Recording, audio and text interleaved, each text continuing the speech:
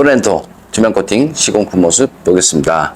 이쪽 부분 언더커버 있습니다. 하지만 눈길 주행을 하게 되면 그곳으로 염화가심이 들어올 수밖에 없습니다. 여기 홀로 안쪽에는 투명 코팅제와 이노왁스링에서 안쪽 시공이 되었습니다. 여기 측면 쪽을 보면 이렇게 페인트는 조금씩 까져 있죠. 여기 로암 있는 부분도 마찬가지 이렇게 페인트 까져 있습니다. 그래서 나중에 시간이 지나버리면 이곳을 따라서 부식이 날 수밖에 없죠. 볼트나 너트, 등속, 쇼버, 하단 부분은 녹이 잘 나는 곳입니다. 그래서 이런 곳은 마스킹이 필요한 것이 아니고 방청 작업이 필요하죠. 여기는 앞바퀴 휠아웃 있는 부분이고요.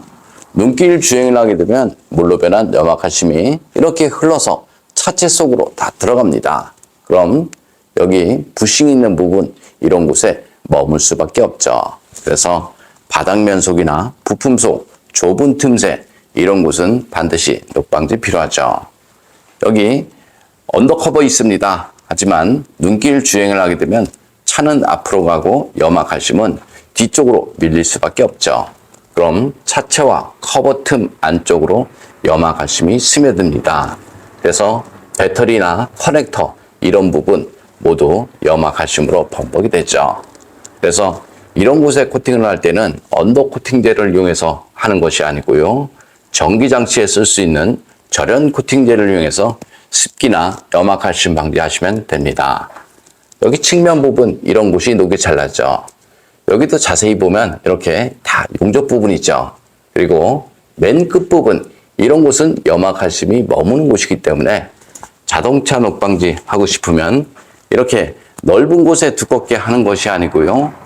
좁은 틈 이런 곳에 꼼꼼하게 코팅을 하신 것이 훨씬 좋습니다.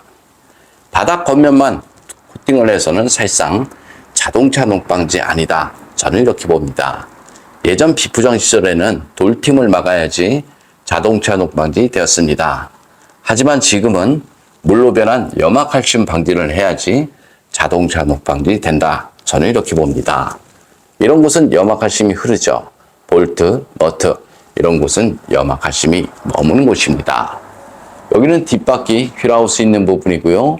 방진 매트 시공이 되었습니다. 네 바퀴 모두 방진 매트 시공을 하고 나서 신슐레이터로 다시 한번 시공을 하죠.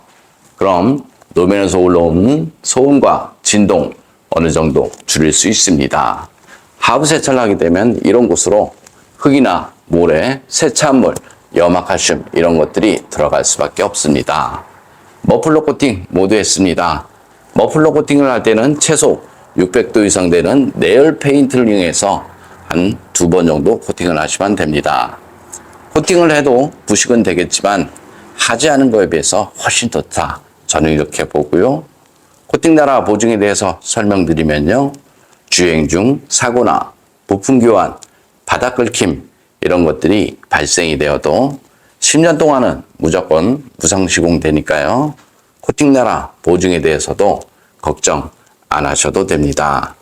좀 더 자세한 내용은 네이버에 코팅 나라 검색을 하면 제 블로그가 있습니다. 소렌토 엔진 코팅 시공품 모습 보겠습니다. 앞쪽 플라스틱 부분 코팅하게 되면 먼지 부착률이 적어서 엔진룸이 깔끔하죠. 엔진룸 코팅의 장점은 엔진룸 안에 습기, 먼지, 염화칼슘에 의한 정기적인 트러블 이런 것들을 방지할 수 있습니다. 코팅제가 건조가 되고 나면 커넥터, 센서 잘 빠지고요.